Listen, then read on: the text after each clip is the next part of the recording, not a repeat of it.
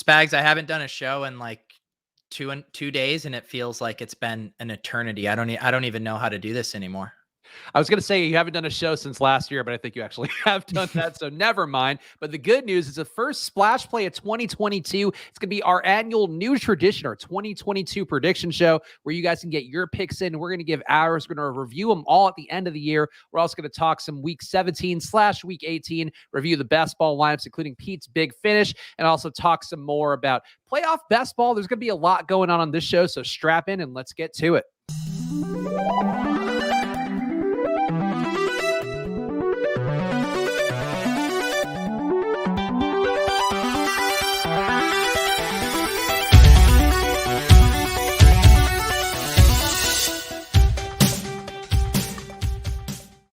Hello, everyone, and welcome to another edition of Splash Play, the fantasy football podcast for every game under the sun. And once again, I am Chris Spags, joined by your friend and mine, Pete Overzet. Pete, how are you doing? How are you feeling after your road travels for the new year? Yeah, I'm doing good. I was down in Miami for just a very quick trip, like 48 hours. The Owners Club was having their live final down, and a guy who won a trip couldn't go, and he offered his trip up to me, so I decided I'd go down there. Had lots of fun hanging out with those guys. Had a sweat on Sunday, which was fun, and then Saturday night got dinner with my buddy Patrick Laird, and that was very fun to see him in his Miami element as well. So yeah, it was a good weekend. So you're at that level of Patrick Laird friendship now, where you could pop into town and you're like, "Hey Laird, what's going on, man? You want to grab a bite to eat?" And he's receptive to it, which I feel like in terms of content bits to friendships, that is one of the most noteworthy ones of all time. Yeah. No, I got dinner with him and his girlfriend. We were walking down the street, and a guy in a Tua jersey stopped him for a photo. So he's has that celebrity status in Miami, and then brought him over to the a party for the Owners Club, and so he's a salt of the earth kind of dude. Well, I guess I got to give you kudos to that one. That is not an outcome I would have seen a couple years ago. And we had you on the contrary, and you're like, Patrick Laird at 3,500 looking pretty tasty. And that's really an evolution that only you, Pete, can make something just a throwaway bit that kind of swept the nation and really drove Patrick Laird to like 5% ownership that week. So now a long-term friendship, and you're getting to ride his coattails across South Beach. That's right. Yeah, it was. That's so funny that on the contrary, because I think that was the first time I had ever done the show, and it happened to be Patrick Laird week too. So I was like, you're like going on that show and trying to be a real GPP bro while also juggling that Patrick Laird bit. I remember that being fairly difficult. Yeah, and it did not work out well for DFS either. But the good news is the friendships we made along the way is what we always talk about here on Splash Play. So make sure you are subscribed, whether you're watching on Pete's channel or the Splash Play channel. We appreciate the subscriptions on both. And also hit that like button. It helps us to get seen by more people, which is something we're going to be striving for here in 2022. Keep moving those numbers upwards. So help us out. Hit that like button if you can. And of course, go to footballoutsiders.com/subscribe down into the playoff times. Actually, for the first time ever, they're going to be doing DVOA through the playoffs. So updating based upon the results there. I'm going to be some different calculations going on behind the scenes, but should be adding value to what you guys are doing in terms of betting, fantasy, DFS, everything you're going to be doing for the playoffs. So go to footballoutsiders.com/subscribe and check out the packages on there. 99 cents a week will get you a year's worth of all of the Football Outsiders content, and I will personally vouch for all of that, vouch for it, and give a vow, really. I'll swear on anything you want me to swear on. You should go get that sub for yourself at footballoutsiders.com/subscribe. Pete, some quick news here. We won't do the full recap because it's Tuesday. People know by now, but Baker Mayfield going to be done for the year after he throws for 2 touchdowns, 2 picks, and Ben Roethlisberger's seemingly final home game for Pittsburgh. Lots of sentiment going through there. But Baker this year, Pete, I feel like the Browns at one point looked like a team that I think some sharp analysts out there were picking to maybe win the Super Bowl or at least get to the playoffs and make a deep run. And now Baker, rumors swirling out there that maybe he won't even be back as a Brown. So kind of an ignominious end here for Baker's season, and maybe one that I don't know what his offseason is going to hold. Yeah, you were saying that. I have a very distinct recollection of when we did a show in August, and I think we were looking at the Super Bowl futures bets, and then we were tossing out dark horse candidates, and I'm pretty sure I tossed out the Cleveland Browns as a dark horse candidate I liked, and boy, did that blow up in my face. So yeah, I mean it's crazy to see Baker's kind of fall from grace in that franchise, and you also can say he doesn't have a lot in the way of weapons there in the passing game too, and so it's always hard to kind of untangle that, from, his kind of poor play and also just what's available to him, and the way that offense runs too is just such a primarily run heavy team. So yeah, I still feel like he's the kind of guy that could have a renaissance, with the right offensive coordinator, the right weapons. So I don't think this is the last we've heard from Mayfield in the NFL, but probably the end of his Browns tenure. And certainly a guy, the injuries, I feel like they continue to add up for him time and time again. And at a certain point, you just can't point to that as an excuse. It just kind of is the player who you are. But I agree with you. Whether he comes back to Cleveland, I don't think we've seen the end of Baker by any stretch, but definitely tough if you are somebody that's had that stock in him and believed in him for a while. I think to continue to believe in him, if you're a Browns fan, I might get ready to put another piece of masking tape on the back of that jersey and get a new name ready to go. And the other news, Pete, from Sunday that we did not get to talk about yet, but Antonio Brown quits the Bucs mid-game against the Jets. He, I guess, fed information, or his team fed information to Ian Rappaport, saying that he was hurt and then he was told to go back into the game. He didn't want to go back to the game. Bruce Arians denied that, said that he cares about the guy. Malcolm Gladwell was tweeting like, why are we just laughing at this guy instead of giving him emotional support for his mental breakdown, which I get to, but just a weird situation that I don't know how to make fun of at this point. Antonio Brown could do anything and I just wouldn't be surprised by it. He could bite the head off of a bat like a vintage Ozzy Osbourne's concert in a game, and I wouldn't be shocked. And I feel like this is kind of a sad end for a guy who I had way too much of on Sunday as well, Pete. I had like 50% ownership. It's like a legitimately difficult situation to parse. I feel like he's kind of been in the Kanye West territory too, where they do some of this outlandish stuff. And then, with AB, like he has done some truly awful things. So you can't always just use mental health as the scapegoat. And it's just like, oh, you just get to be a shitty person in all these situations. But because you're dealing with mental health, that's like your get out of jail free card. On the other hand, the dude is clearly working through some shit and having a hard time. So you want to be sensitive to that too. But it's like, it is hard to feel sorry for Antonio Brown through a lot of these situations. So yeah, that was super bizarre. I wasn't on Twitter much on Sunday, so I was just seeing it unfold on the TV and didn't know much of the context of what happened and what went down. But yeah, just a pretty insane last 2 years from Antonio Brown. I think it was this offseason, someone compiled like just a chronology of everything that he had done, from the frostbite thing with the Raiders, and even way back to when he had the one game with the Patriots where he scored like 2 touchdowns in his one game. I mean, he's just been on an absolute roller coaster the past couple of years. And it's weird to me too. And I think, I'll throw a theory out there. And again, we're talking a little bit out of pocket with this because it's sort of hard to talk about a guy who's going through these seeming mental breakdowns on a national stage. But I do feel like to him, like his issue, and you remember like the first 5, 6, 7 years he was in the league, he was just the guy who was out there with a jugs machine for the Steelers and was like working hard and working on his routes and like, didn't do anything that was outside of pocket. It was just like a quiet, good receiver, kind of like a Marvin Harrison. I guess there's some other analogies you can make there to tie those two together. But then, I feel like the influencer culture started to come up and he saw other people get more famous. And then he just kind of went off the deep end and instantly was like chasing that clout over and over again. And I feel like that's what we're getting now.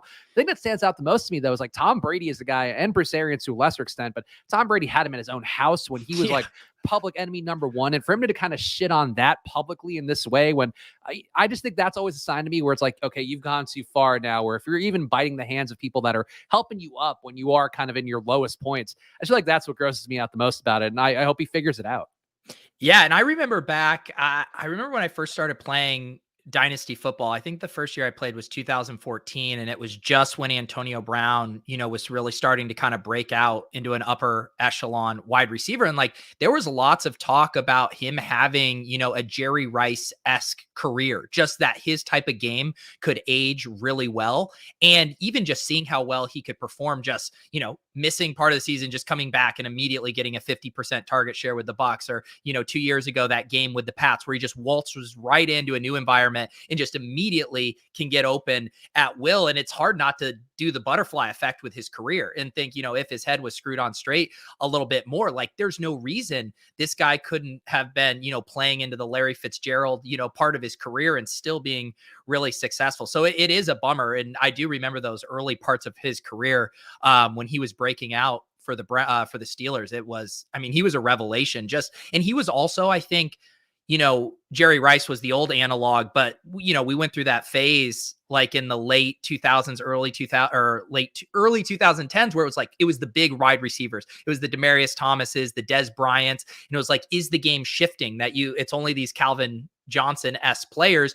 And now we've seen this transition to the Tyreek Hills, all of these small, quick, shifty slot receivers that have been dominating, and it's harder for the defenses to control. And I feel like I associate Antonio Brown with kind of ushering in that new era for wide receivers in the NFL. So yeah, it's a bummer to see his career end like this. Yeah, it's a good point. And I think your point about the smaller bodied guys kind of getting shunned to the wayside. And he really was somebody that working outside, was not just working out of the slot. He's got a ton of volume too, is efficient with like 11 targets a game as anybody you found. And I think it's kind of sad to me, like when these guys are so great and then you end up remembering them for the dumb shit, like Terrell Owens. I mean, that Super Bowl where he was there and was out there looking amazing. Like that's one that people forget because Terrell Owens is then doing, sit-ups in his driveway and crying over Tony Romo and all this stuff. And it's just a bummer. Like you got to remember these guys when they're at their peak. And I think it's one of those things too, Pete, like we're getting a little bit on the older side of things where, I've always made fun of the Bill Simmonses of the world and how they reference things from the 80s. But like, I'll remember the good times for Antonio Brown, but I feel like a kid who's now 10 years old will just be like, oh, that guy who was going insane. And like, I think Matt in the chat saying his son asking why he had his shirt off. Like that's what kids will remember from this guy and just think he's a maniac. And it's like, no, he was probably one of the most talented guys that we've ever seen play football. Yeah, I do think you're right that his legacy is much of a resume he put up on the field. Like this has been such a prolonged stretch. If it was just like one episode, people would just kind of like let it go and probably remember him in a pretty favorable way. But because this has continued for about 2 years, and I bet this is also just not the last we've heard from him. I think I saw a very funny tweet of like, well, what round does Jake Paul knock him out? And it's like, this is the trajectory we're on as far as him kind of milking this celebrity status until it finally all flames out. Yeah, so we'll see how that goes for Antonio Brown, and maybe the dirt's not fully on his career yet. He still was performing well this year, despite whatever that breakdown was, and missing some time because of COVID and fake vax cards and all of that. But it does seem like maybe he'll be in for the USFL or XFL reboots coming up in a few seasons. And Pete, I don't know if there's any other news that you want to hit on. I feel like there's so many things that we're going to talk about Thursday and Friday that we can just kind of wait and see how they develop. But I did have a question for you. You could talk about news if there's anything you just want to say to the people that you think is important to keep an eye on. But I also want to talk about your cash game bit because we are heading into week 18 and it's not a bit like you are actually just going to be playing cash games, but I don't remember how that started. And I'm sure it was a Swolecast thing that I just missed along the way, but news or week 18 cash game bit, talk about whichever you want.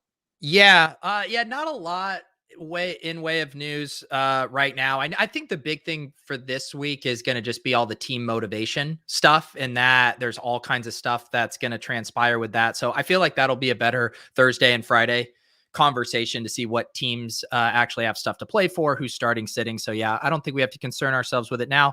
I don't know. I mean, it's not really a bit. It's just kind of for me, the last week of the season, yeah. It's just kind of the optimal time to pivot away from tournaments and kind of embrace the stability of cash games. So yeah, I have completely transitioned. I am no longer a GPP bro. I have been accepting head-to-head invites. I was just checking to see I have $543 in cash games already booked here on Tuesday, which seems pretty bullish. The Deposit Kingdom Weekly League, before it had been a single entry tournament, this week it is a rake-free $10 double up. Top 200 spots. I was wondering if you were actually going to go that far, but I can't believe you actually did. Yeah, and normally more people have joined by now. Only 3 people have joined, so the road to 400 might be a little tougher, but I will get us there. And yeah, I mean, you can't pass up on a rake-free double up, Spags. That is a core tenet of DFS that we always talk about here. If you got a rake-free double up, you just got to get in there.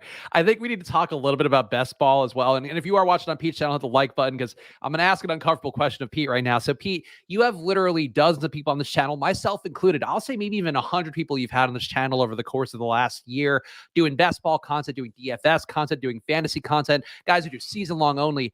The one guy you have on here doing chess wins $1 million. I thought was just hilarious. And I don't know Liam. I only know him from seeing some of your content, playing chess, learning from him and what his expertise is there. But winning $1 million and this guy's not doing regular fantasy appearances just made me laugh out loud that you have this guy playing chess and he won 7 figures when there's like 20 people who do that in a given year. Yeah.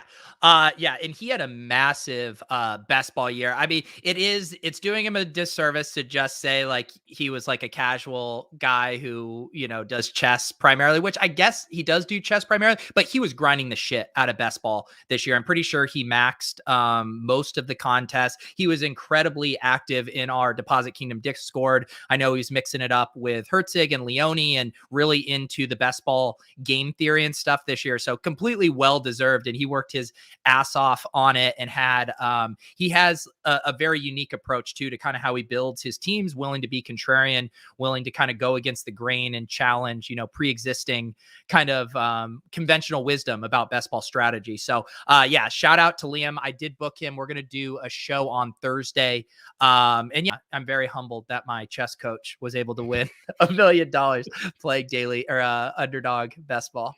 Good job by Liam, and I'll definitely watch that stream. And I think it's something to it too, where I know one of the founders at Edge Sports, who's one of the brands that we have at the company I work for, Champion Gaming, and basically it's their 20-year anniversary of their model that they created, which was the first NFL simulation model that looks at play histories and then sort of digests. It's a big part of the analytics debate right now for the NFL, but what you should be doing on a fourth down. A lot of the logic says, and a lot of the data says you should be going for more fourth downs than not, depending on different timing, stuff like that.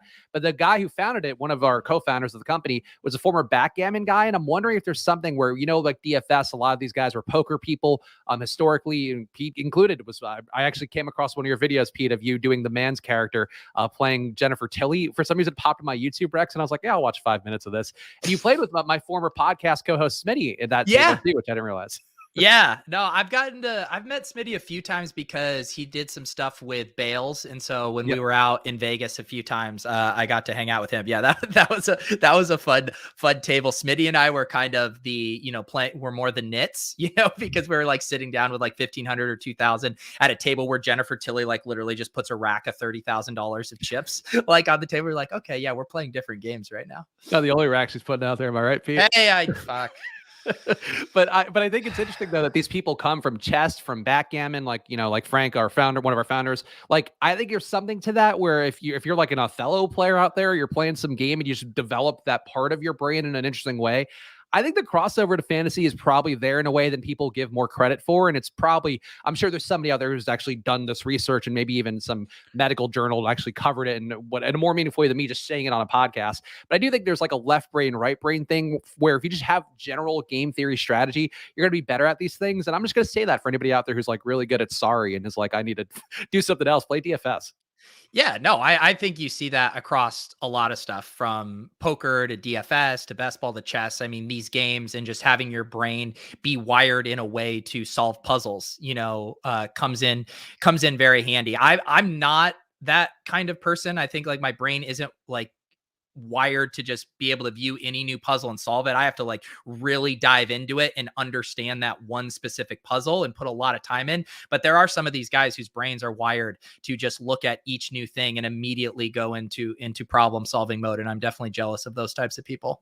Yeah, maybe a reason to try to develop those skills in the off season. We're going to be doing this show all year long as we did last year, and we're going to find some different angles. But for you guys out there, if you're just looking for something to do outside of football in the off season, in between best ball drafts, maybe try to learn chess, learn something that just flexes those muscles in a different way. And it wouldn't be surprising if you got a little bit better results. I think we should do a playoff update and then do the best ball draft. Pete, does that sound smart to you? I didn't put Welcome to the Family on the calendar today because it's Tuesday, and I think that's quite frankly just a Monday show. Yeah. We can give our Italian friends, a little break. They're still kind of, hungover from the holidays as well. That's true. That is, we do go hard on the limoncello in the Italian community. And unfortunately, that's how it goes. Dane saying was top 20 on the Pokemon Showdown over under. So I guess Pokemon doesn't translate quite as well. Yeah, exactly. So the playoff updates, and I think we can do an Underdog playoff best ball draft. We are going to do our personal prop bets. I'm going to offer some up to Pete. I'm going to suggest some both for myself and for him. And we're also going to do our 2022 predictions. Can be football related, maybe could be more than football related. But I wanted to make sure that this was like a community thing here. And candidly, I'm just stealing this from one of the wrestling shows. Actually, one of the writers over at Football Outsiders works for a wrestling podcast on the side. And one of the bits they do is like they do their 2022 predictions or like their yearly predictions, and then check them out at the end of the year. And wrestling is going to be different than football, but I think, Pete, we're going to probably get one or two that are like close to the pin, but I think we're going to be wildly off with our predictions. And I think that's the fun of it, is we can look at this at the end of the year and go like, boy, we were not even close. Or maybe we'll be right about something and feel really great about ourselves as ride or die picks go fucking into the shitter once again. Well, if we've learned anything from just kind of how, if you're in the prognostication business and do content, you just throw out so many predictions and then you clip and victory lap the ones you got right. And you never have to worry about the ones you got wrong. So this is a complete zero downside, only upside situation for us, because also what happens with some of those predictions is no one remembers the bad ones either. And you're the only one that remembers the right one. And then you go and reshare that and say, hey, everyone, see, I was right on this. And then just sweep under the rug the 9 others that you were wrong on.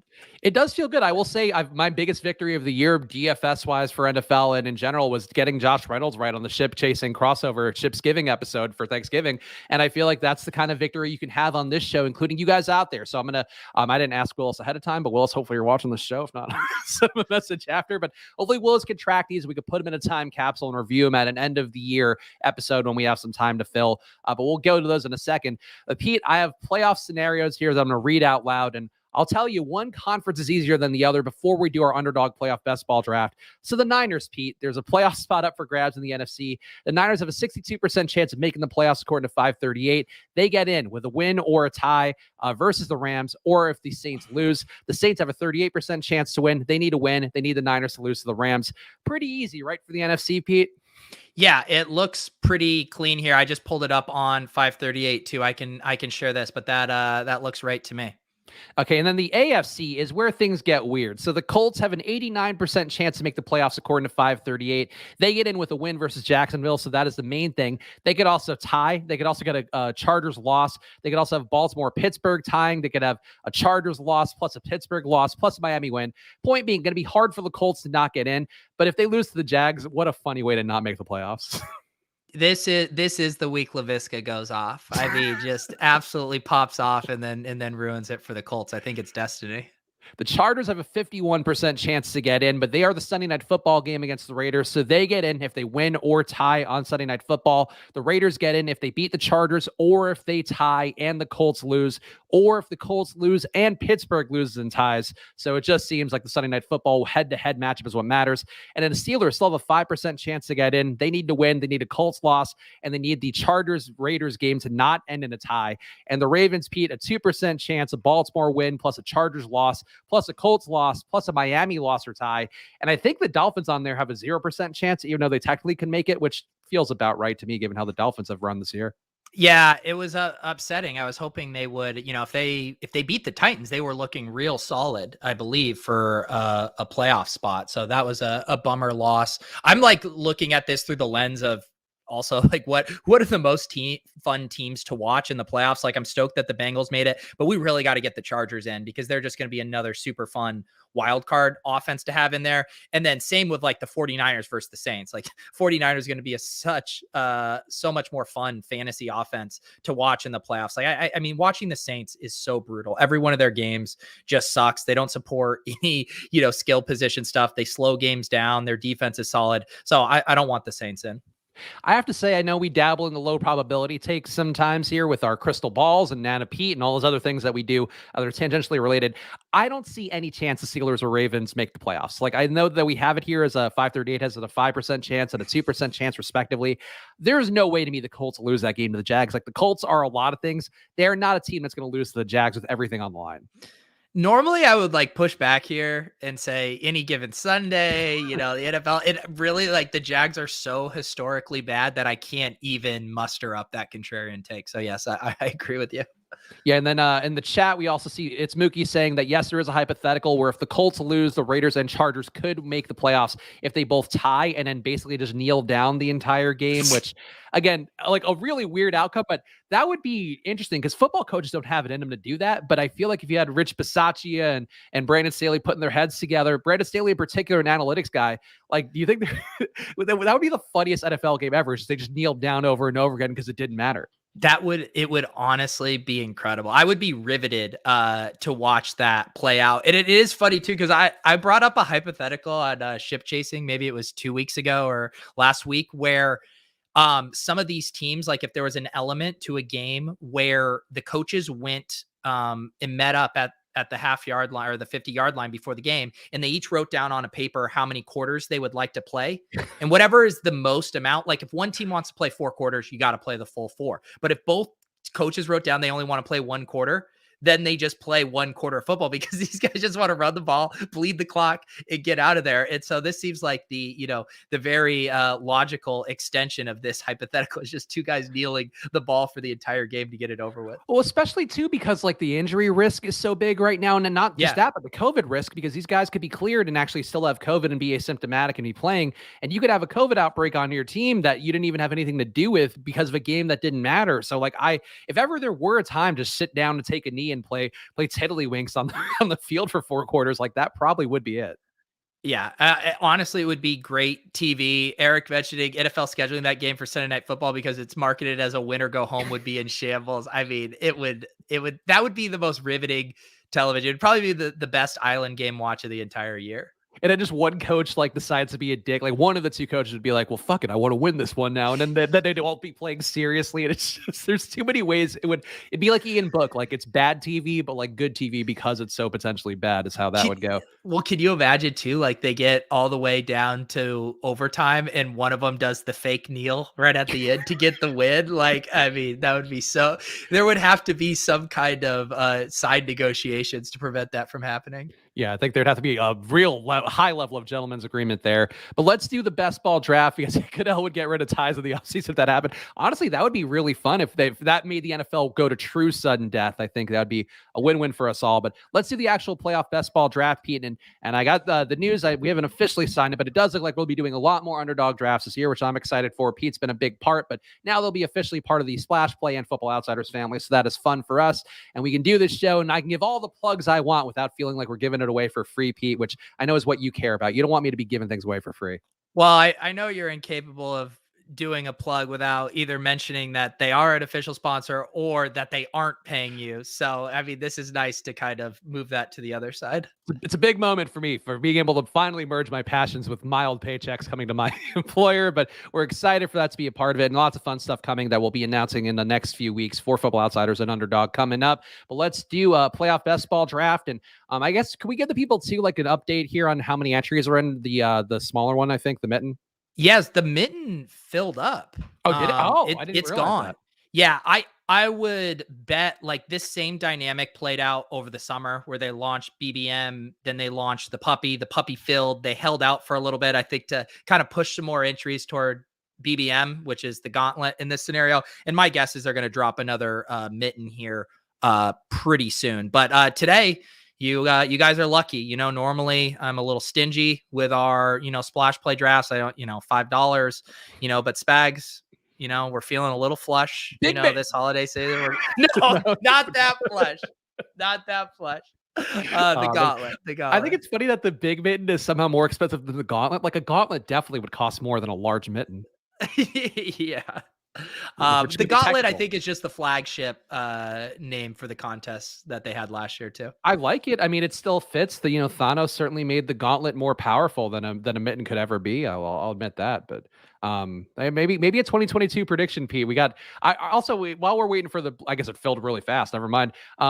2022 predictions. I think they should be not limited just to football. I think they should be like 75% football, but I think we should keep an open 25% for general world predictions from you or I or the people out there. All right, I'm gonna be like I often do on the show. This is gonna be coming off the cuff because I didn't. I'll make sure to spin up some global warming predictions for that segment. Because I have one good one that's people are not going to be thrilled to hear, but I have one that's not the nicest prediction. But I want to get in the mix. I think it's going to be right, and I want to rack up some victories. I did win ride or die picks this week, by the way, Pete. I don't know if you caught that. You probably did not. No, we can just kind of move on. And low ball too, I think, because Julio Jones didn't play. That's bullshit, Julio. It's absolutely disgusting. It was honestly, we both had really good low ball lineups this week, which, poor Pat Corrine came on the show. We're just ready to make good lineups, ready to have a fun time, give real analysis. And we came in and fucking shit the bed all over that low ball lineup. Yeah, we did. we really did. Maybe we can pull that up after this draft. All right, we are on the clock. Okay. So we can't I do Niners. We got to not go Niners this time because we've gone Niners every time we've had a draft. Yeah. Do you want to do Tyreek? Let's do Tyreek. Yes, let's go. Let's try to get some Chiefs in. Yeah. Because I think we have Kelsey too in our other ones we did. So I feel like for me, that is how I like to do best ball drafts. Try to get different looks than what I did the last time I did one. Yeah. And then the playoff best ball format going on here. As we talked about, maybe there'll be another mint, maybe there won't, but go check them out over at Underdog. And a lot of fun here. And these go a lot faster than the full form best ball drafts, as you might have seen by watching the show the last few weeks. Yes. This can certainly happen. This can certainly happen. The turn will often go Kelsey Mahomes, but I don't think that dynamic precludes you from taking Tyreek. I think what it does, I mean, it obviously you're not super stacking the Chiefs, but I think you can still pick Tyreek with another Chief later and having the Chiefs as a 2-part of your whatever stack you end up with.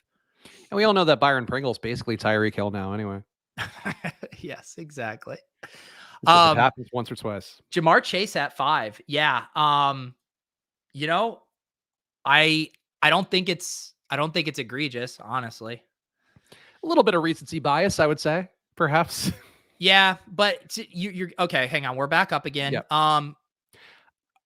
So we could either pivot to NFC. We can stay in AFC here. It does seem like just Diggs or Taylor and just figuring it out from there makes the most sense to me. I think I would go Taylor personally. Yeah. So again, who knows? He might not make the playoffs with all that high probability for the Steelers and the Ravens. So I think ideally just my snap take on this construction would be like, we should probably try to do a 4 side from the NFC, and then do like a 4-3-3 and try to either get 2 or 3 Colts and 3 Chiefs, or like a 4-2-2-2 would be probably the other thought if we go with 3 sets of 2 from the AFC. But we're going to have to start to make kind of like a concentrated bet on an NFC team here that we think can win the Super Bowl. I mean, it seems like in terms of players that are going to be available, we could still get Bucks. Yeah. Yeah, we could. Let's see here. And I do want to make sure we have a running back from our NFC team as well. Do you think Fournette is going to be back for this playoff run? I think he has to be. I think if anybody were going to push himself, you'd think it would be Fournette. Yeah, let's do that, and let's try to build out a Buck stack. And now that you remove AB from the equation too, I think it's a little easier to get your 4th kind of flyer late on the Bucks. Your as Cyril well. Grayson, the people's Antonio Brown. Seriously. Yeah, I do think out of all the people that are out there floating around that like have meant nothing all year long but could matter on the stretch, Cyril Grayson has caught 2 game-winning touchdowns this year. Like, clearly Tom Brady likes him. Like, I think there's a hole there for somebody to fill, and I think it could be him more than maybe a Tyler Johnson. Yeah, we might have messed up doing Bucks here just because I guess we're going to because we're not going to be able to get Brady's already gone. So and Gronk goes here. We might want to make a pivot to an actual I guess we still have a few different directions we take it. That just super clean Bucks onslaught though is just not going to work. Yeah, the Gronk thing going, I think I thought there was a chance he would last. Yeah. Let's see here. Yeah, also explain, because I'm still trying to wrap my head around this as best I can. So when your goal of what you're trying to build kind of goes to shit, like how do you then approach that? Yeah, I mean, we're not going to get the same build. I think we're still just going to stay really concentrated on a couple of teams, but there's a few things like we have to get a quarterback that we want to play for the Super Bowl. So I think that's part of our strategy. We can backdoor. Let's see here. We have 9 seconds here. What do we want to do? We're just running out of time, so I'm just going to grab Pittman just before I forget. So building up some Colts, that's fair. Yeah, and the thing, if the Colts make a run, like they're so heavily concentrated through Pittman and Taylor. Um, but we can also we just need to figure out what we're doing on the NFC side. Yeah, Paul V saying when your goal goes to shit, draft cheap Chargers. Eric saying when your build goes to shit, go for the min cash that has some upside. So Yeah, that is the thing. I mean, it's just I'm just like wired to not bring myself to just it is the smart strategy. If you can't build a juggernaut, then you're just trying to get out of round one in advance. But I still want to try to build a team that could theoretically win. different approaches here, and again, go try them out for yourselves on Underdog and see some different I ones. And I say we pivot to Arizona and try to play them as our other NFC team. okay, I accept that. I'm willing to go. I feel like you're winging it on the fly here, and I don't want to get in the way. And I think Christian Kirk, I'll never have an issue of getting to at this point as Arizona's wide receiver one for sure. Yeah, and the other nice thing, so we can get Kyler. There's going to be another one of those random wide receivers if we want. Chase Edmonds is available. Antoine Wesley. Yeah, geez, seriously. At this point, we're going to be left again. Cyril Grayson might look like a real prize at this point with what we're ending up with. Yeah, yeah, and that's the other thing too with those, like, because I mean we're probably not on the trajectory to like grab a really scrub dude on our Super Bowl team just because we haven't been able to set it up in a super clean way. I think the Cardinals though could be an exception for that. Yeah, and Yeah. we have Ertz as an option as well. Yeah, I think it's a reasonable play, and yeah, I think they're certainly a team too that people are going to be off the scent just because I'm running cold down the stretch, and that's the risk you got to be willing to take in a big tournament like this. Eric also asking, is it one or two teams advancing out of the gauntlet? Is I presume it's still two. The gauntlet is two, I believe, right? Or no, it's the opposite of one of them is two and one of them is one, and now I can't remember. I'm sorry, guys. I have cash game brain. Sure. Yeah, that's all right. Where are we going now? We should probably Kyler? just lock up Kyler, right? Yeah, I think so. We're gonna need a. So let's now back this out. So we have 6 picks. So we have 7, 8, 9, 10. We have 4 more picks. We probably, so basically what's going to probably happen is we end up with 3 Cardinals and then done with Tampa. We'll just use Fournette as a one-off. So we need one more Cardinal, one more. I guess we could end up with 4 Cardinals if we want. I mean, I think if you're going to go all in on them, they're a team that's probably got lower rostership. So I think, Yeah. So Gauntlet is one. okay. Let's see here. And Mitten is two apparently. So that Yeah. makes sense. I think Ertz is probably our best bets with this Cardinal stack here. There's no, I mean, you wouldn't say, yeah, you got enough at running back. Yeah, I think Ertz would be the move. Yeah. I feel like the James Conner touchdown thing, like, but we have Taylor and Fournette. I don't see the point in taking Conner at this point. Yeah. I mean, and I feel like at this point too, if I was adding one, I'd rather just take Edmonds and just, I don't know. I'm always just willing to bet against the kind of the injury return stuff. Okay. The other thing we need to figure out here is what other Chief we want to take, because we still want to be live for an Arizona Chiefs Super Bowl as well.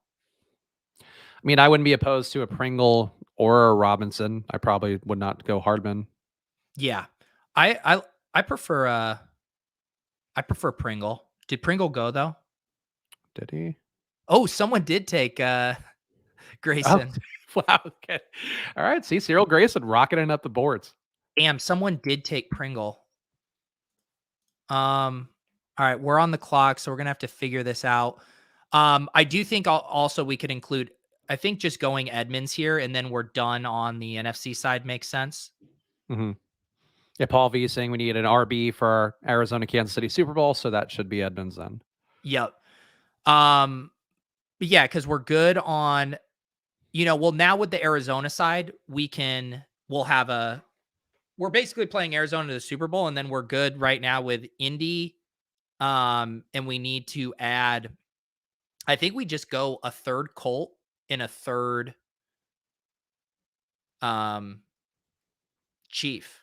Well, it's probably still going to be available as T.Y. Hilton. Yeah.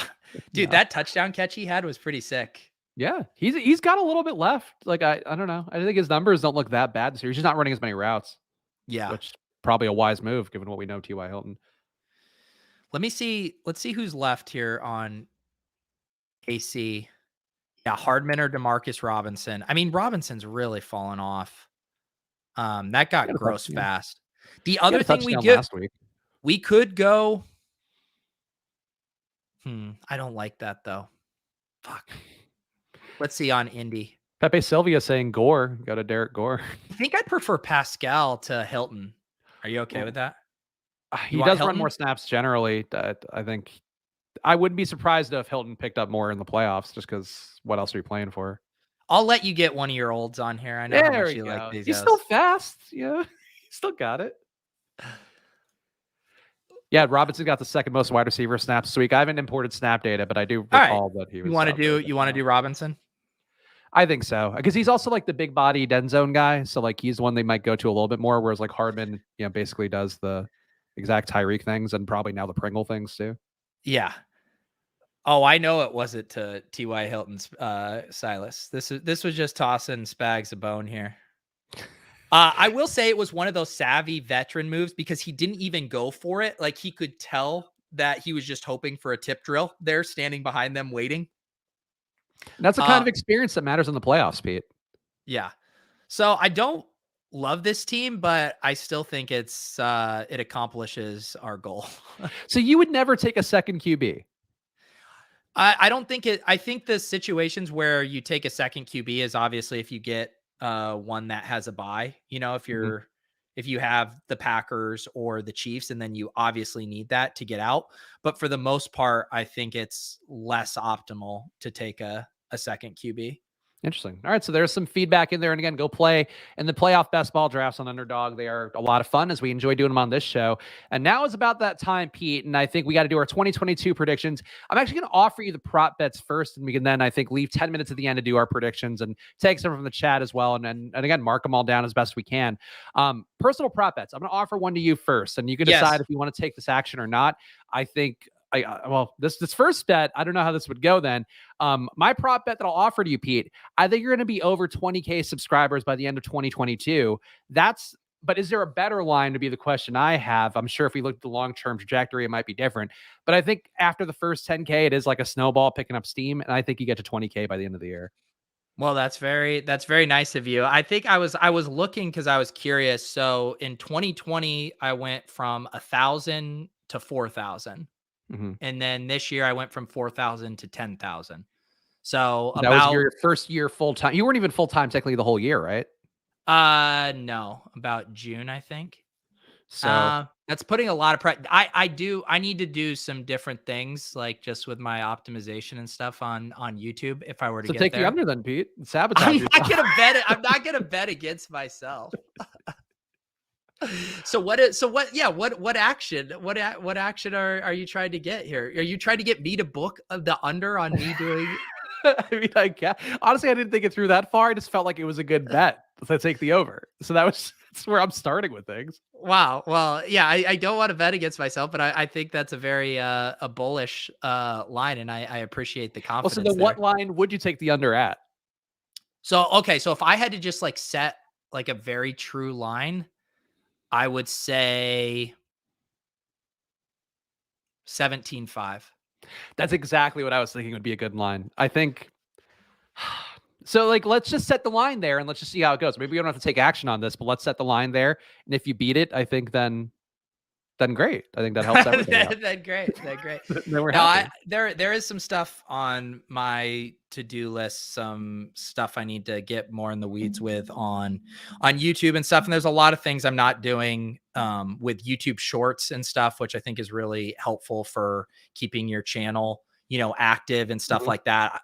So I have to think through a decent amount of that. And once the season ends, I'm gonna go in the lab a bit more and see what I need to do. So there you go. So, all right, I think let's set the line at 17.5. Well, let's just note that the line is at 17.5 if you can when you're reviewing this show. I'm gonna offer a prop bet for myself, and this is one that I'm doing anyway. So you can ride with me or not. I don't want to make it like a social media content bit because I feel like this is always 100K or bust. I think that might be tough for 1 year, but who knows? Pete, again, snowball rolling downhill. Well, maybe if we I go to our hot tub, stream model. yeah, yeah, lots of just hanging out. It's us doing fantasy content. There's some girl in a bikini behind you on her shoulder. No, it was us in speedos. Oh, I think. okay. I didn't realize. I thought we were just gonna be in like the foreground while there's girls like just I don't know, lubing themselves up, whatever they do. Yeah. Anyway, let's transition. I want to drop 20 pounds, and I think I can do it by May 2022. The pandemic has been pandemic plus having a child plus having a live-in girlfriend have been not great lifestyle changes for me. And I'm up like I feel like about 25 from where I would like to be ideally. So I feel like 20 by May, a reasonable goal, Pete. But I don't want you to take the under. I don't want you to take the under on this one. I just want to set it again, setting a flag for ourselves, something we can achieve, and then come back to it and be right either way.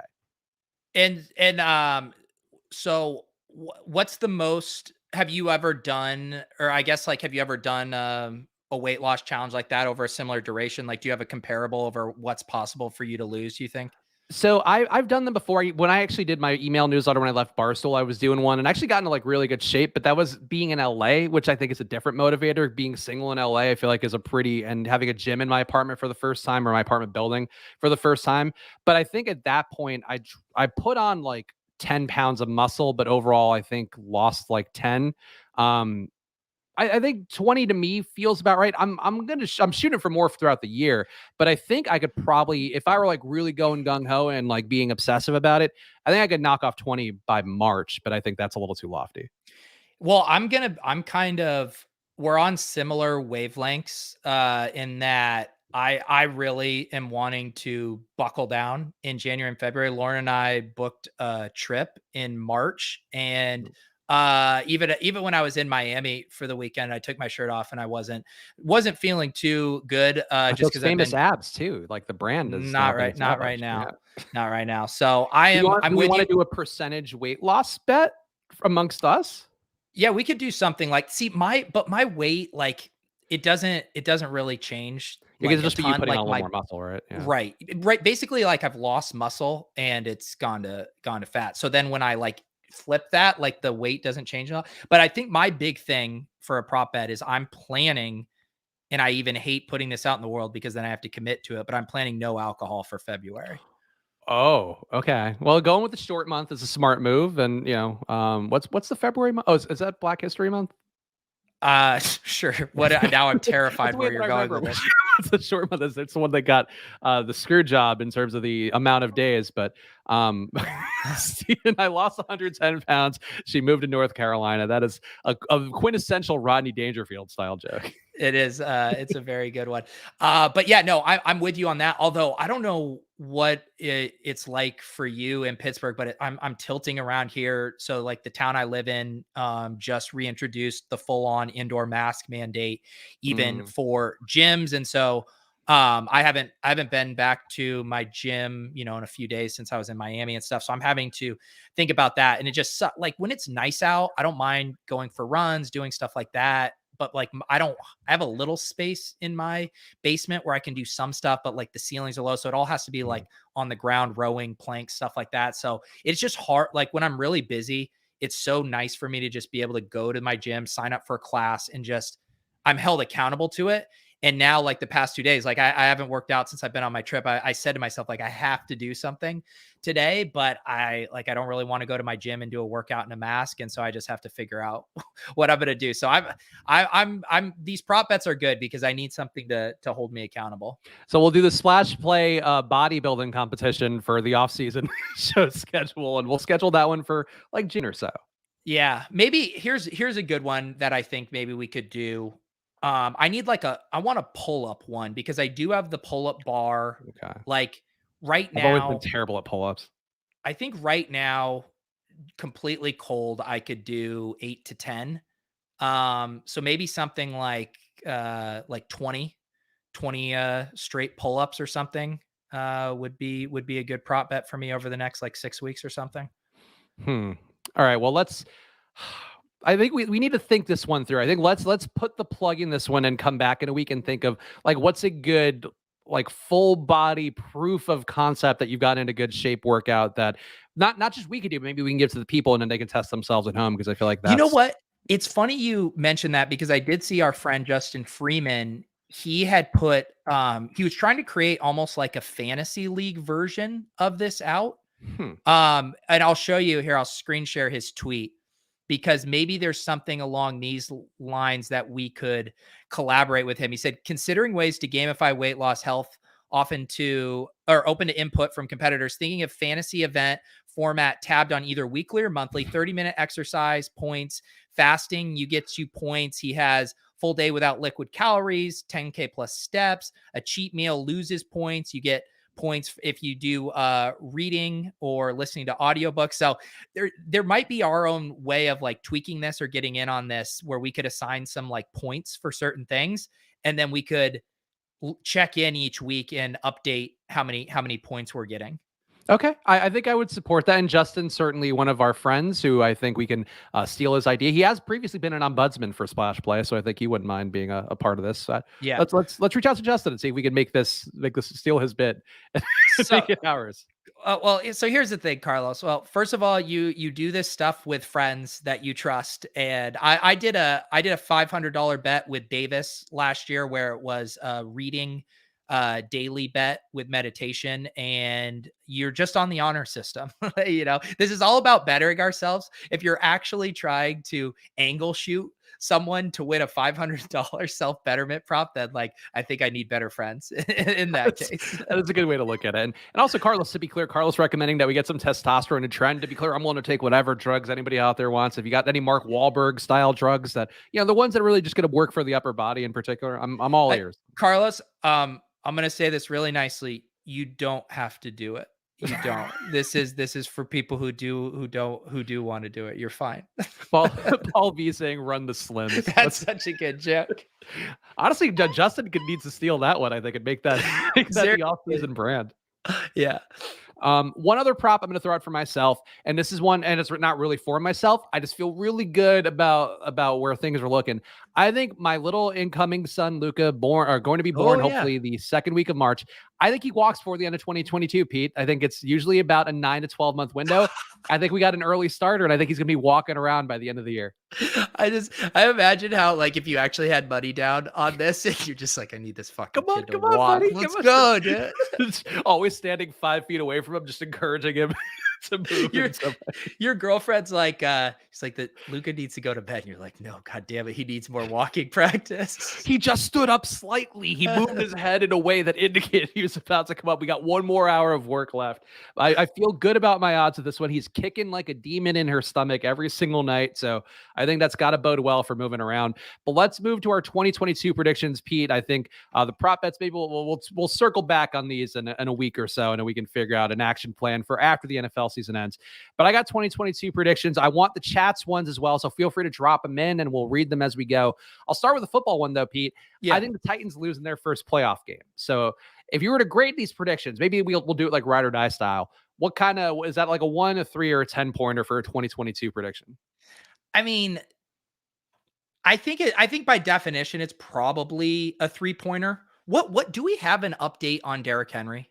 Is he going to be back? I think they're just still talking about him maybe being back and being available. Because to me, that's like a pretty big part of if they're kind of able to get the full band back together. Where basically, like, this is what I'll say. If they have Derrick Henry back, I think it's probably a 1-pointer, or sorry, a 3-pointer. Mm-hmm. If they don't have him back, I feel like it's just more of a 1-pointer. They've kept winning without him. I mean, I just think they're the paper tiger. I know with Football Outsiders, DVOA wise. No, I agree. Yeah, they're like the worst DVOA team to be a potential number 1 seed, I think, since they've been tracking DVOA in 1983. So there's a lot of bad things for the Titans. The Titans fans do not want to hear that, which I get. They've overachieved at every turn. But I just feel like, to me, they are a team that they're everything that I think we think they are. And that's just a team that has been phenomenally well coached, playing their hearts out. But that's not enough in the playoffs. Yeah, so like who would be their most likely opponent right now? Ooh, that's a good question. NFL, because they would have the bye. It would be, I think, the Chargers Raiders winner, I think, would be, because they would get, if the 3 seed wins, the 3 seed goes to the 2. So they would get the lower of the seeds, right? So Yes. they could be looking at Bills or Patriots then, right? They apparently still have, according to ESPN, still have an 80% chance to be the number 1 seed. They Uh, because they play the Texans in week 18. yeah. Yeah, I'm with you on that though. I think my guess is that they will probably be like a 2.5 or 3 point favorite in that home game, because of the home field, but it'll probably otherwise be a pretty even spread, would just be my guess. Yeah, so they're probably playing the Chargers, the Raiders, or the Colts if they are the number 1 seed. And none of, I mean, assuming that one of those teams advances, I guess. But I um, think, yeah, I mean, right now the Bills and Pats are 4-5, so I think it would probably be like Bills versus Titans, like Bills on the road at Titans, like even the Bills might be a 3 point favorite in that scenario. I don't know. yeah. All right. So yeah, look, I'll put that prediction out there, Pete. If Yeah, you have one you want to try to trot me on, or I was thinking of different formats here, but I think at this point, let's just give our predictions and see if any of them land. I will say the Bills win the Super Bowl. I'm gonna go with that prediction, which I think is probably a little spicy. I know they're coming on a bit here after a bit of a rough stretch there, but I still think they're built to make a Super Bowl run. They still have that good defense. If they do want to run the ball, like they can do it. They do have and they've shown ability to adapt to certain situations as well when they need to. They've kind of leaned on Singletary a little bit more here down the stretch, but we also know they have the weapons, and Josh Allen can really take over games. Was it 2 weeks ago? Who did they play? But when he had just like the best game of his career, basically. So I think the Bills are going to peak here at the right time. And I think, like you said, Titans a bit fraudulent, Chiefs a bit fraudulent. I don't think the Patriots have enough offensive firepower to win a couple, straight playoff games. So I'm going to go with the Bills as my prediction here. Okay, and also a quick shout out to Willis in the chat, of course, our accountant who's doing great work for us, saying that his daughter walked at 8 months. So I think now the bar has been set. Wow. Now Luca's got to be moved around by 7, otherwise I'm an asshole. Yeah. That's Now how it you goes. guys are just down to, you guys are going to turn into full on Tiger Woods' father, like expectations here. I look, if he turned out to be Tiger Woods, both in terms of slaying Perkins waitresses or career earnings, I'd be happy with it. I Hard got to know which one would make you more proud too. I think equally. I think if he's making 20K a year slaying Perkins waitresses, I think maybe not so much. I think that's a different lifestyle choice. Here's one for next year. I think this one, maybe not a 10-pointer, and it might be a classic 6 or 7-pointer. I think Tua Tagovailoa does not start Miami's 2022 season opener. I'll give you 10 on that one because I think he will. It's a tough week for this one because there were some quotes from Brian Flores. I was reading somebody, I forget, it was somebody in the fantasy community breaking it down. I apologize for not attributing correctly. They were talking about how like Brian Flores kept saying quotes like, yeah, we missed Waddle a few times on there. And like, oh yes, the plays weren't there on like the cross routes, and like, basically like 3 different quotes that kind of threw Tua under the bus. And I've not been the biggest Tua believer, even though he did rope me in once or twice for various DFS weeks this year. But I just think the time is the winds are blowing poorly, and I think it might be closer to a 3-pointer by the time we get to the actual offseason. But I will take your 10-pointer, Pete. Give me another prediction. He was fine. I'm not going to argue about Tua. He's like top 5 in completion percentage. Like they're playing to his strengths. He's like, but that's not relating to wins. Actually, it is relating. Did he win like 7 in a row? So I guess it is relating to wins. They're just not making the playoffs.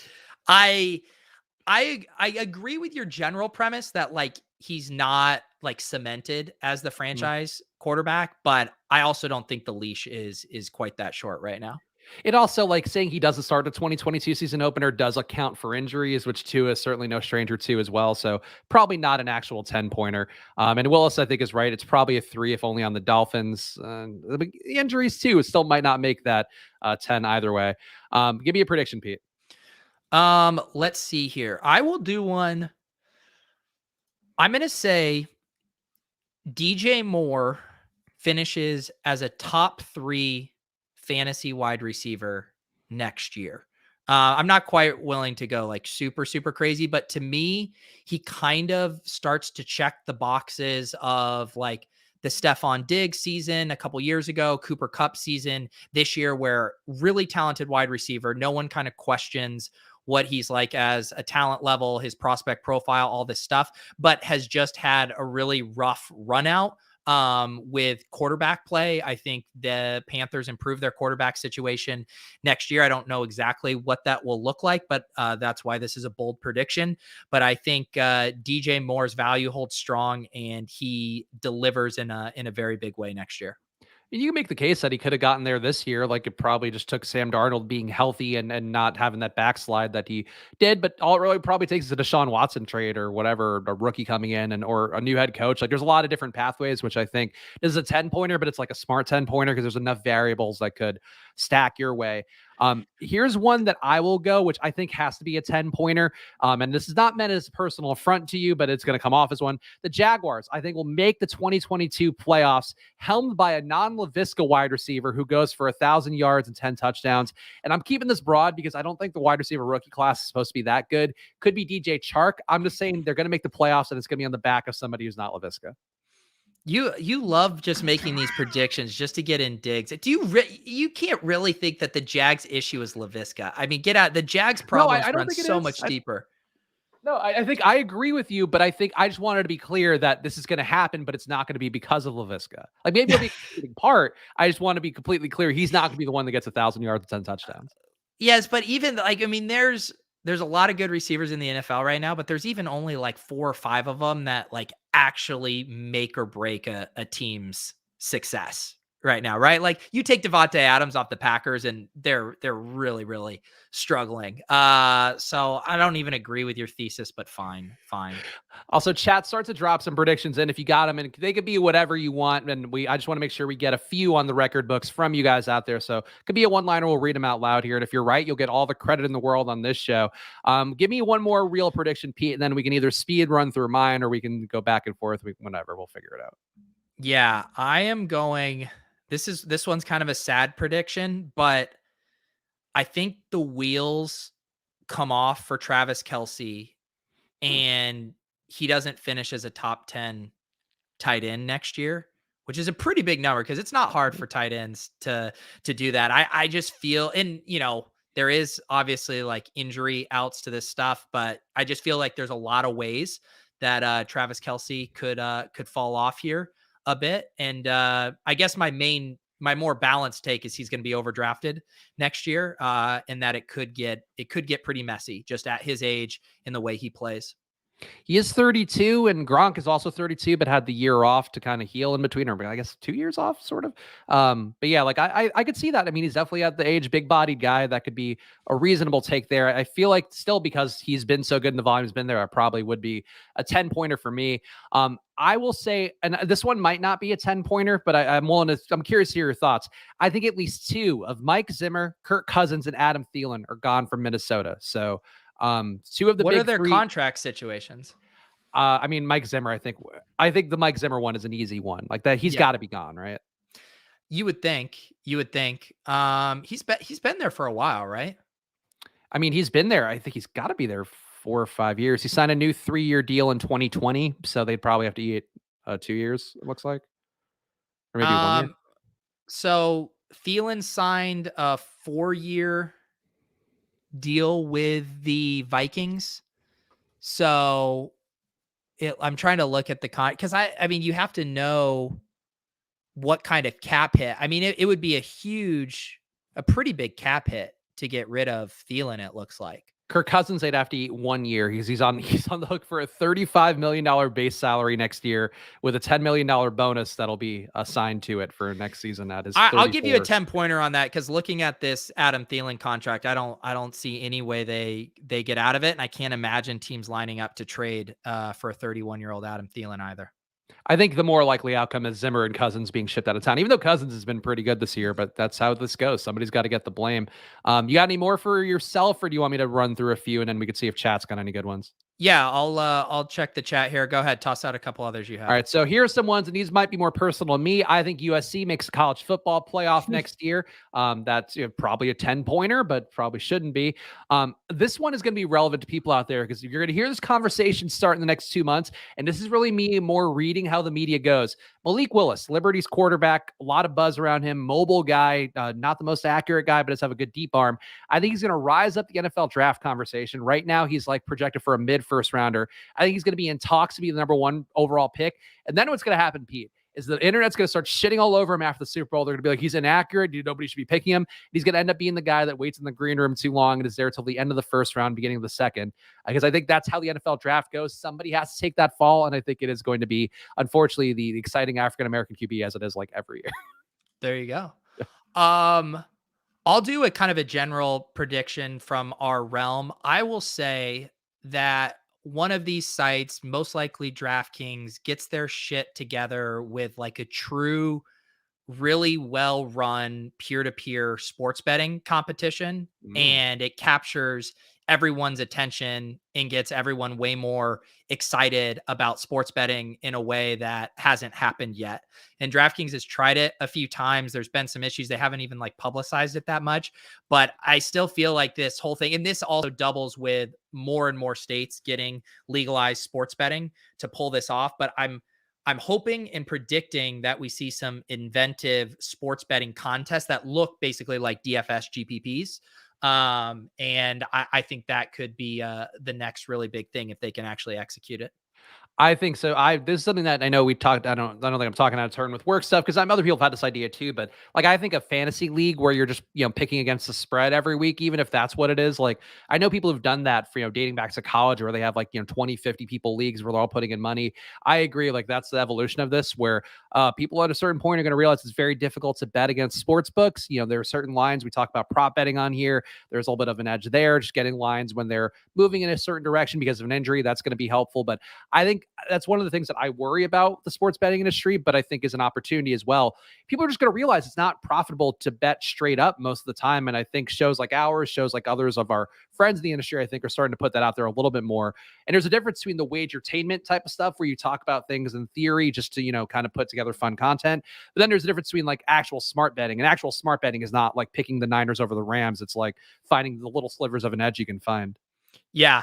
And I think maybe similar to that prediction, like I think there also is going to be, we're going to continue to see way more like NFT meets sports betting and DFS type stuff, like, the Owners Club. And I know DraftKings has talked about how they're going to be trying to launch some NFT style DFS games. And I think the possibilities of it are really cool. Like what Owners Club is, they're doing a contest for playoff best ball where you get these packs and then you mint your lineup and then you can go and trade. You can either have that in the contest and try to realize the prize if it's doing well, or you could go and sell it. So imagine if like my underdog lineup with Bime for that was heading into the finals yesterday or on Sunday, and we're screaming up the leaderboard. And there was a point where I thought we had like a 15 to 20% chance to finish first.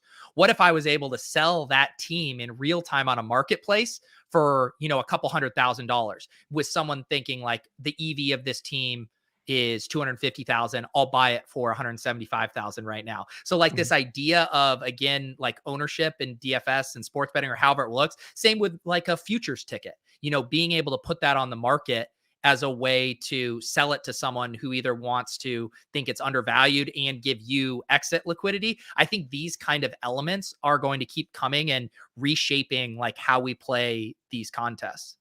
Yeah, Willis saying it's like bet swap. I was thinking about like prop swap. I don't know if they rebranded and it's the same thing, but I agree. Like the blockchain does offer a lot of opportunities for you to have ownership of your bets and then, have people be aware of them and be able to buy them off of you and be speculative like they are with NFTs and some of the other stuff out there. So I'm with you on that. I think I want to read some of the ones in the chat, but I do think too, like the NFT thing. And I know, what's his name? Ricky Sanders is one of the DFS guys. I think works for Elite now.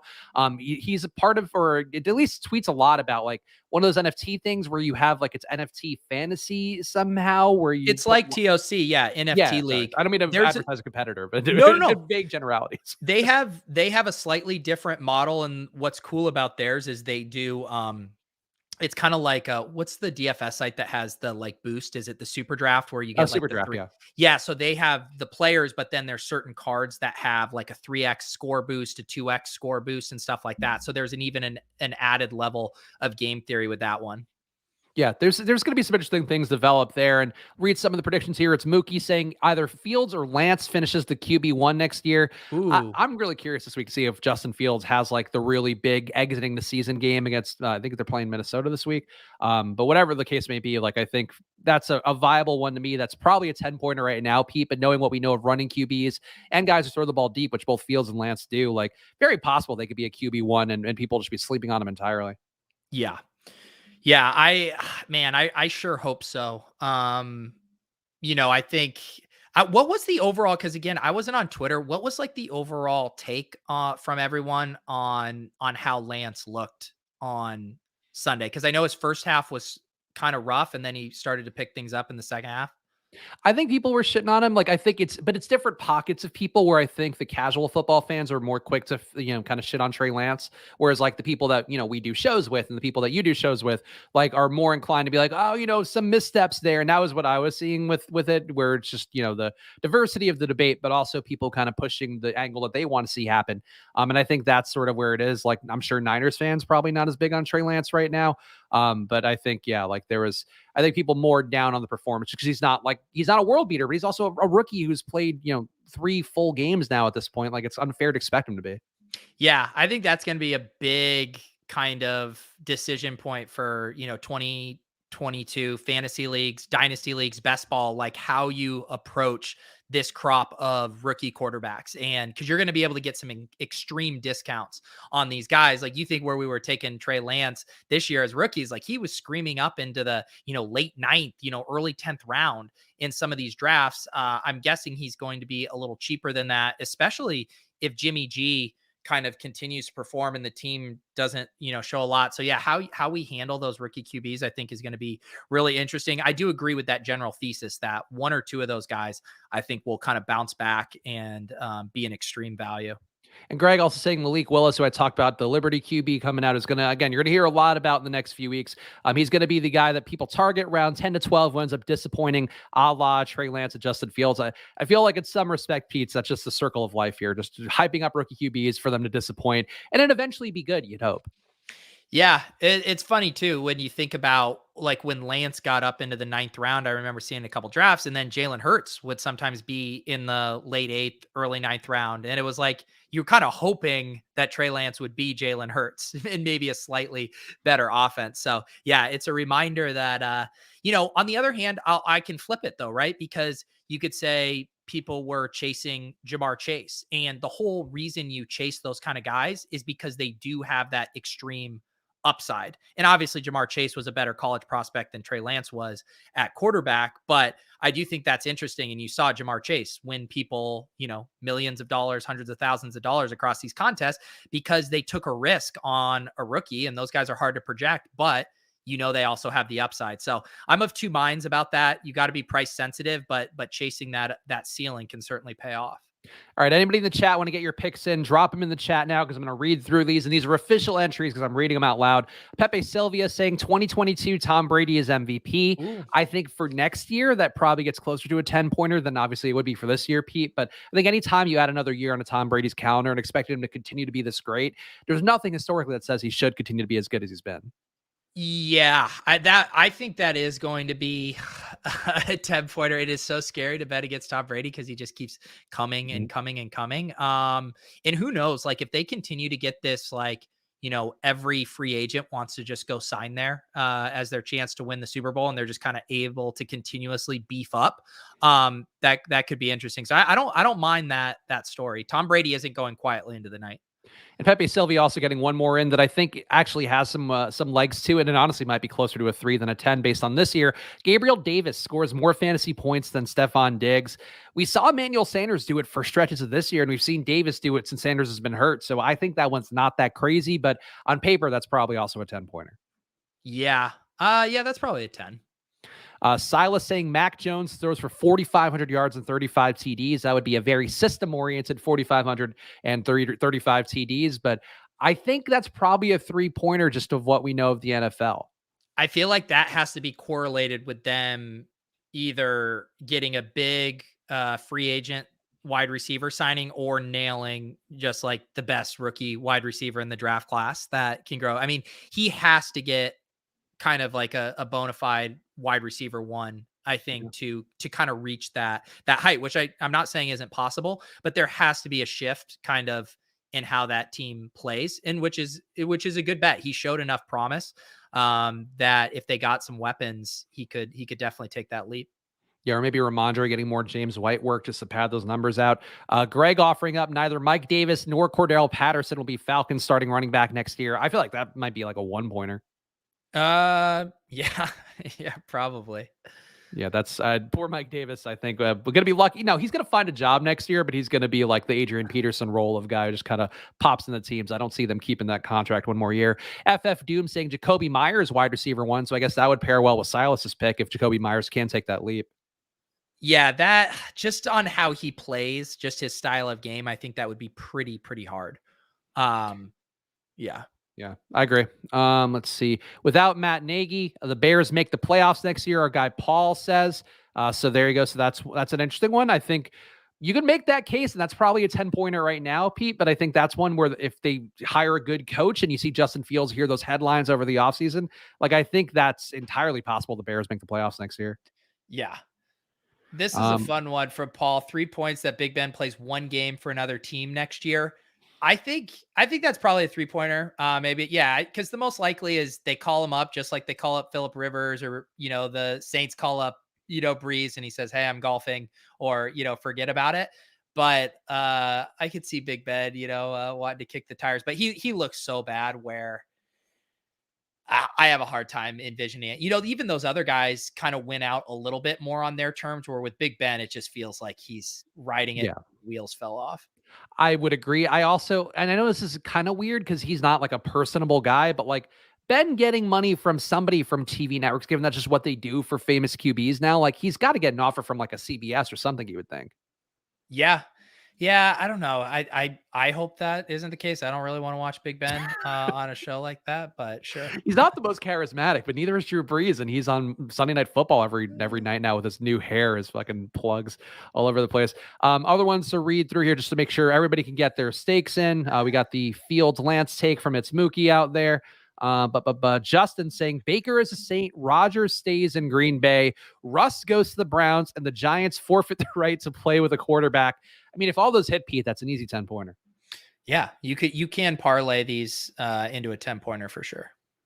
Rondale Moore, 100 catches for FF Doom, and Mr. Unlimited gets traded to Miami and wins his first MVP. Are we talking about literally Pitbull? Or no, he's Mr. Worldwide. Who's Mr. Unlimited? Mr. Unlimited is Russell Wilson.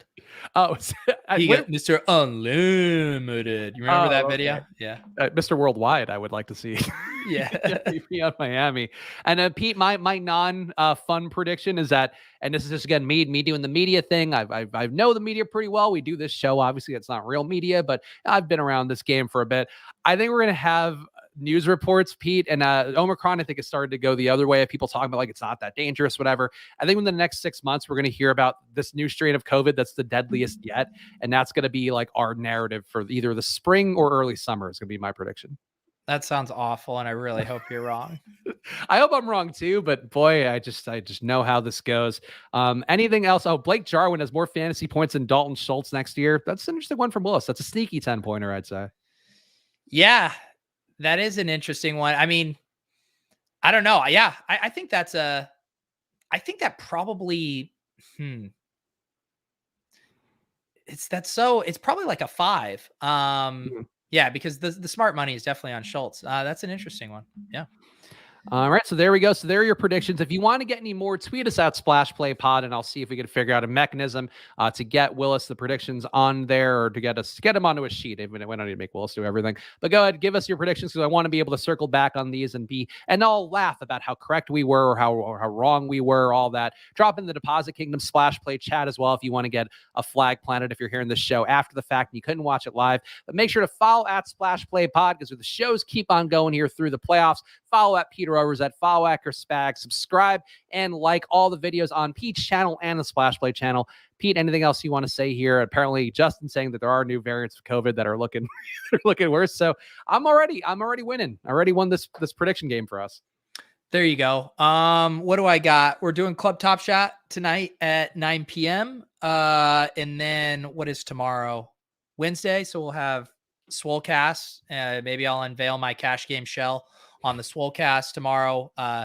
Ship chasing tomorrow night. We're going to bring on Drico from the Deposit Kingdom Discord, who won $100,000 on the FFPC best ball contest, and celebrate some of those wins. And otherwise cash game week rolls on. Gonna have some shows later this week. And please send me a head-to-head on DraftKings. Revert Z Top. I saw Silas sent me one while the show is going. I'm ready to battle it out with you guys in the cash game streets. I guess I have to send you one too, just out of spite primarily. I need those Spags bucks. Oh, God damn. Well, we appreciate all of you guys hanging out with us. Come back Thursday, 2:30 Eastern. We're doing the same Monday, Thursday, Friday schedule, I think, throughout the rest of the playoffs. So come hang out with us, and we'll be back with you guys then. So enjoy the rest of your weeks, and stay tuned for all of Pete's stuff coming up on the channel in the next few days. Bye, guys.